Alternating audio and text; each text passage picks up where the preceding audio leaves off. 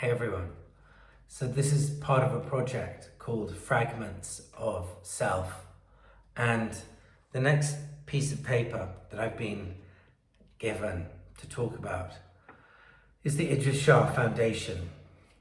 And to tell you the truth, I wasn't going to talk about this, and a large part of me thought I would avoid this one, but then I think there's more honor in it if I do say something. My father died in the end of 1996. He was called Idries Shah, and he was a writer and a thinker, and he was an extraordinary and complex person. He had spent his life working to package, I would say, a huge and important body of ancient knowledge and literature sourced from the East and packaged under the guise, I suppose, of Sufi folklore, knowledge, and Sufism.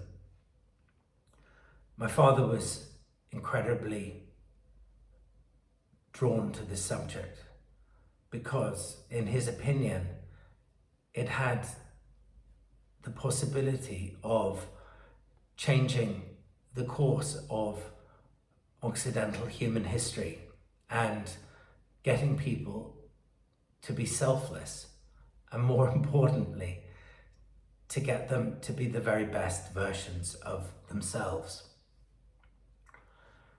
For years after my father's death, my sisters and I carried on with life, and we raised families, we wrote books, did work, and we always, I think, I speak for us all, but I speak for myself, of course, I think we felt guilt, maybe, that we hadn't kept our father's, dropped everything and kept our father's work going in the most profound way that we felt a duty to do.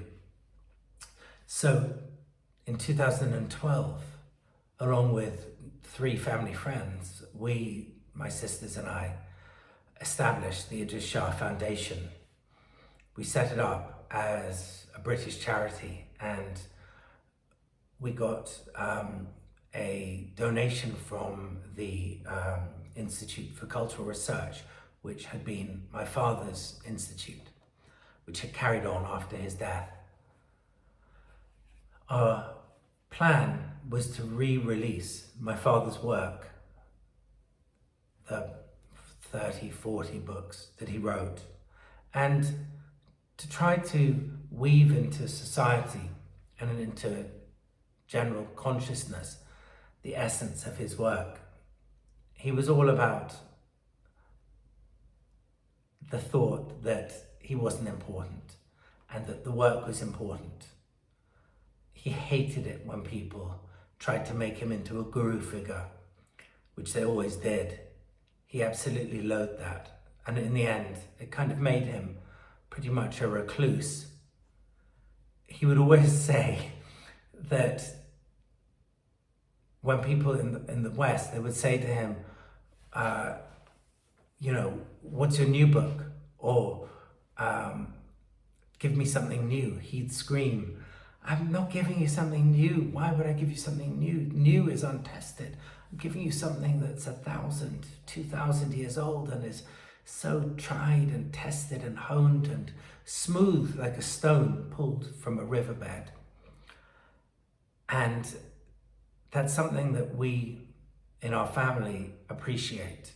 We appreciate that this work that was so central to his life was part of this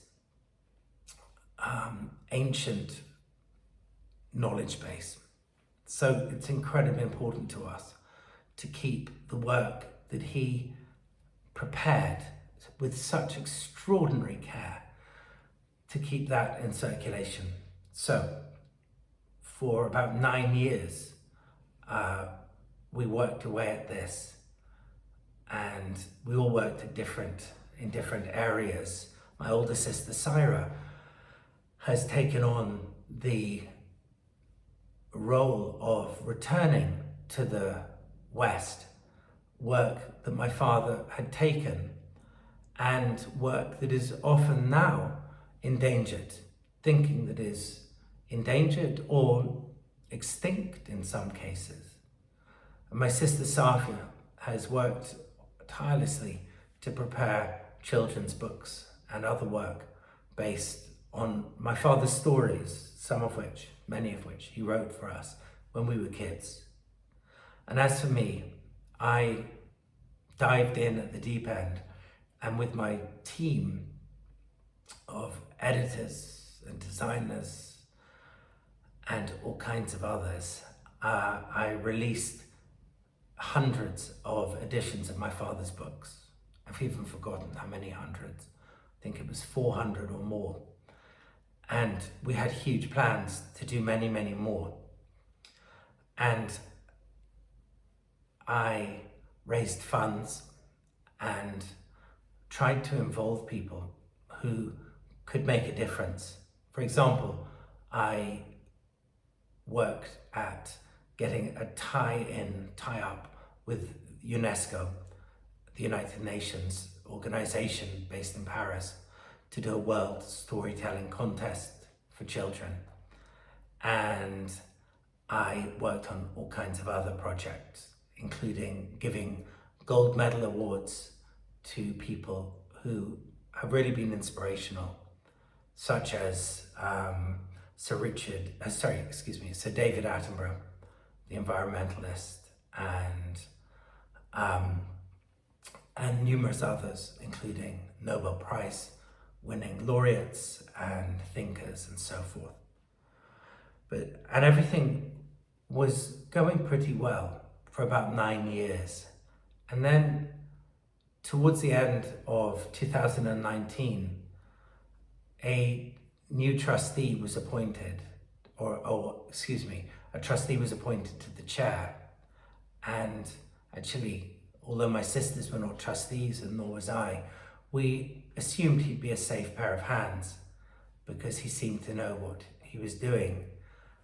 And around about the same time, someone called Tarquin Hall, who was a childhood friend of ours, also a safe pair of hands because we'd known him forever. He was appointed to be the executive director, the CEO of Idries Shah Foundation. And almost immediately, it seemed as if Idries Shah Foundation was going to spiral out of control, a little bit like an aeroplane in a nosedive.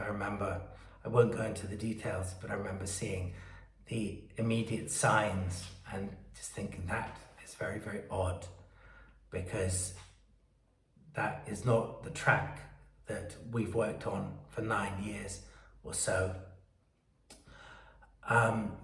So things progressed in fits and starts, jerking towards the horizon.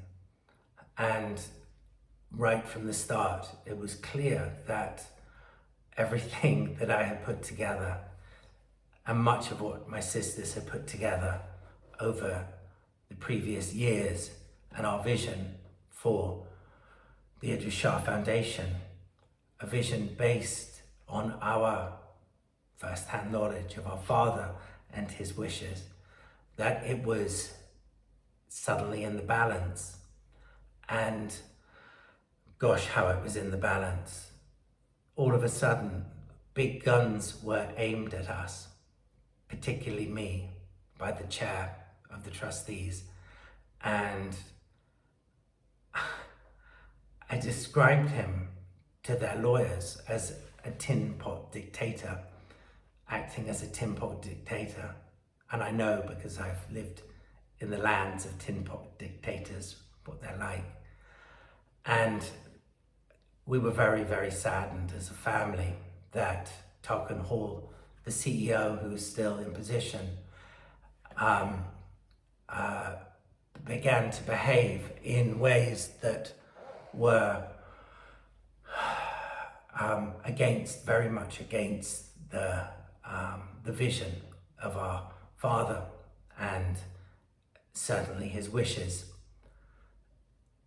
Ultimately, I was fired by the chairman of the trustees and the other trustees, one of whom I had known all my life and trusted. And the sense of hurt is indescribable. The sense of betrayal to my father and my family is enormous. But beyond that, the sorrow for me is that something that had such a value and such potential was wrecked on the rocks. And so I've distanced myself from the Idries Shah Foundation. My twin sister, Safia, has left it. And as I understand it, my older sister has no more than a very tentative relationship with the foundation.